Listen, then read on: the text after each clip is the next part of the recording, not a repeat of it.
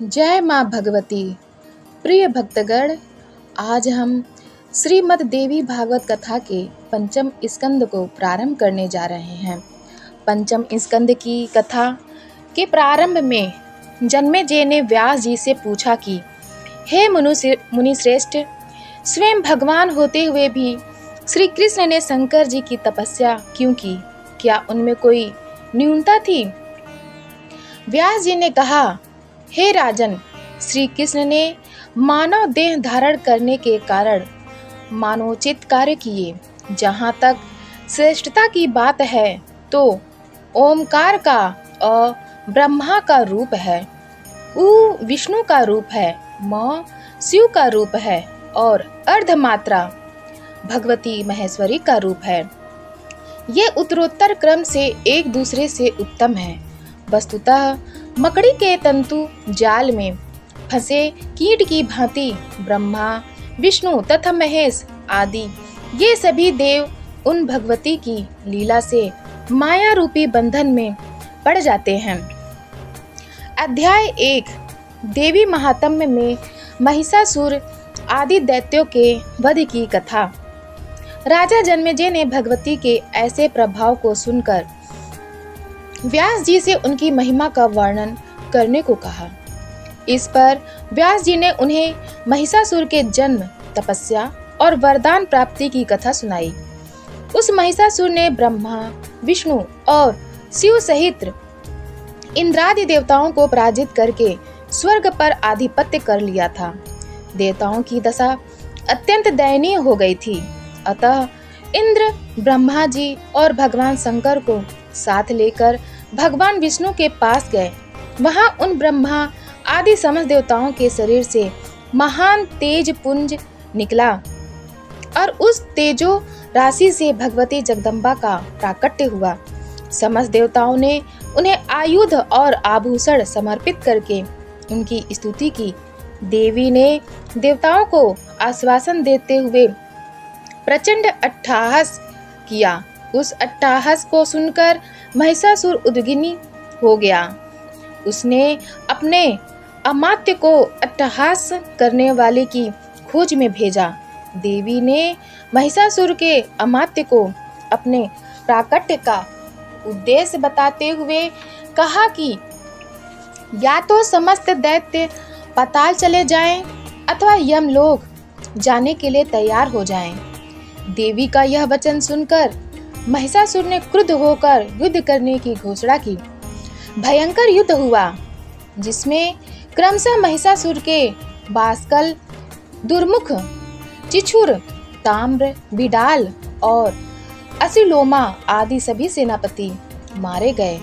अंत में महिषासुर रणभूमि में आया और अपने सेना नायकों दुर्धर, त्रिनेत्र और अंधक के साथ मारा गया। उसके मर जाने पर सभी देवता, मुनिगण, मनुष्य और साधु जन प्रसन्न हो गए। देवताओं ने भगवती की स्तुति की। देवी ने कहा कि जब तुम सबको कोई घोर संकट पड़े तब मेरा स्मरण करना, मैं तुम सबकी रक्षा करूंगी। यह कहकर देवी अपने धाम मणिद्वीप चली गई और अयोध्याधिपति महाराज शत्रुघ्न भूमंडलाधिपति हो गए।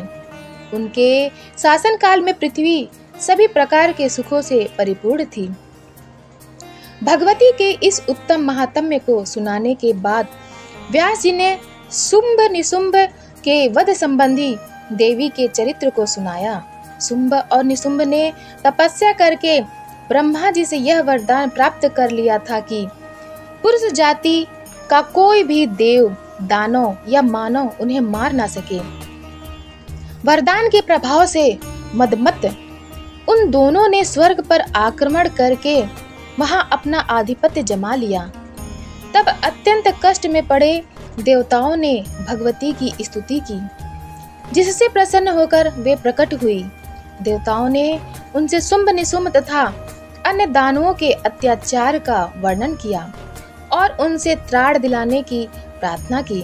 देवताओं की प्रार्थना पर भगवती ने अपना एक अन्य रूप प्रकट किया, जो कौशिकी नाम से जाना गया। उनका दूसरा रूप कालिका नाम से विख्यात हुआ। भगवती के सुंदर कौशिकी रूप को देखकर एक दिन शुंभ निशुंभ के एक सेवक ने यह बात शुंभ को बताई। शुंभ ने अपना सुग्रीव नामक एक दूत भगवती कौशिकी के पास भेजा। कौशिकी ने उसे अपना उद्देश्य बताते हुए कहा कि मैं दैत्यों को स्वर्ग का आधिपत्य और यज्ञ भाग दिलाने के लिए आई हूँ। तुम लोग पाताल चले जाओ, अन्यथा मुझसे युद्ध करो। जो मुझे युद्ध में पराजित करेगा वही मेरा पाणी ग्रहण कर सकेगा। शुंभ ने भगवती की युद्ध की चुनौती सुनकर अपने सेनापतियों क्रमशः धूम्रलोचन, चंडमुंड और रक्तबीज को विशाल वाहिनियों के साथ भेजा, परंतु वे सभी भगवती कालिका द्वारा मारे गए। शुंभ का भाई निशुंभ भी भगवती के हाथों मृत्यु को प्राप्त हुआ। अंत में शुंभ युद्ध करने के लिए आया और भगवती कालिका के हाथों मारा गया। भगवती के इस उत्तम चरित्र का आख्यान सुनकर राजा जन्मेजय ने व्यास जी से पूछा कि हे मुने, इन उत्तम चरित्रों द्वारा भगवती की आराधना सबसे पहले किसने की? इस पर व्यास जी ने बताया कि स्वरोचिष नामक मनवंतर में सुरथ नाम के एक राजा हुए थे। शत्रुओं से पराजित होकर वे महामुनि सुमेधा के आश्रम में रहने लगे। वहीं अपने परिवार से परित्यक्त होकर विषादग्रस्त समाधि नामक एक वैश्य भी आकर रहने लगा। दोनों अत्यंत दुखी थे। उन्होंने सुमेधा मुनि से अपने दुख की निवृत्ति का उपाय बताने की प्रार्थना की। इस पर उन्होंने महामाया की महिमा को एक दृष्टांत द्वारा बताया कि ब्रह्मा, विष्णु आदि देवगण भी माया से प्रभावित हुए बिना नहीं रहते। अध्याय 2 शिव पूजा में केतकी पुष्प का निषेध।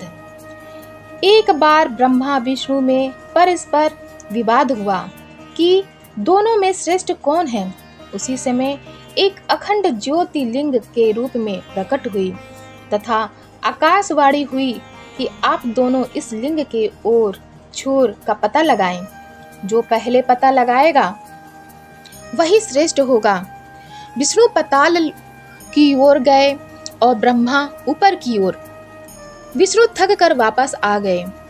ब्रह्मा जी शिव के मस्तक से गिरे हुए केतकी पुष्प को लेकर ऊपर से लौट आए और विष्णु से कहा कि यह केतकी पुष्प मैंने लिंग के मस्तक से प्राप्त किया है।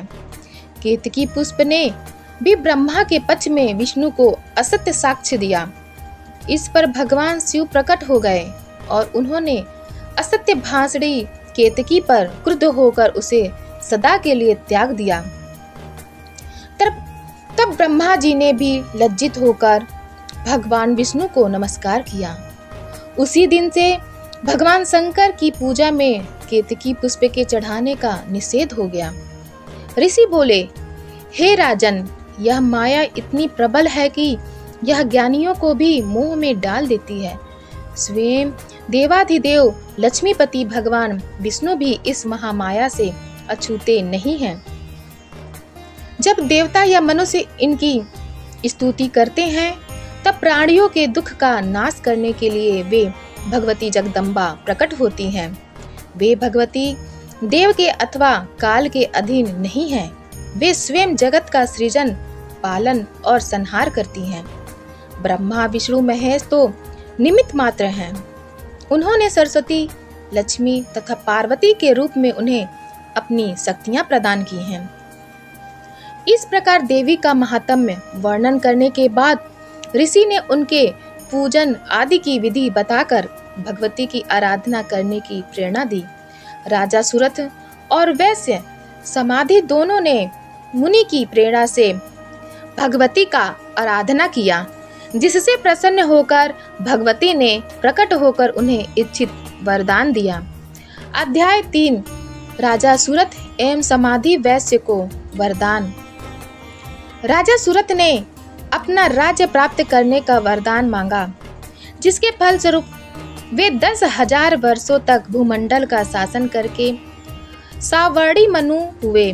समाधि वैश्य ने मोक्ष देने वाले दिव्य ज्ञान की प्राप्ति का वरदान मांगा, जिसके फलस्वरूप वे ज्ञान प्राप्त कर जीवन मुक्त हो गए। इस प्रकार पंचम स्कंद की कथा पूर्ण हुई। षष्ठम स्कंद की जानकारी प्राप्त करने के लिए आप हमारे चैनल सनातन कथा संग्रह को लाइक करें, शेयर करें और सब्सक्राइब करें। धन्यवाद।